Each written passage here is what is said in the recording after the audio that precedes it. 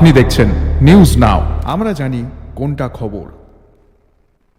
प्रशासन ने अंततः विपक्षी सीपीआईएम के जुलूस को रोककर सार्वजनिक रूप से माफी मांगी। मंगलवार को शाबरोम सब डिवीजन के सचन प्रखंड में यही हुआ। उस दिन सुरक्षा प्रशासन ने कानून व्यवस्था बिगड़ने का हवाला देते हुए जुलूस की अनुमति अचानक वापस ले ली। अंततः संबंधित प्रशासन के अधिकारियों ने माइक्रोफोन पर सार्वजनिक घोषणा करके सार्वजनिक रूप से माफी मांगी।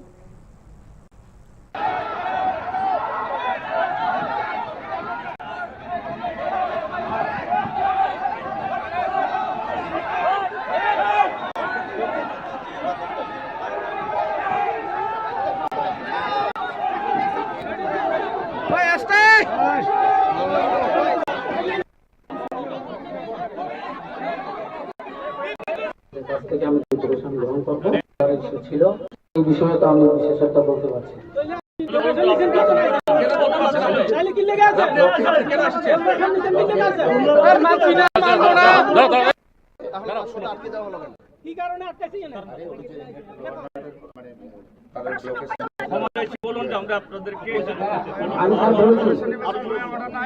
আমি আপনাদের কাছে ক্ষমা প্রার্থী যে আপনাদেরকে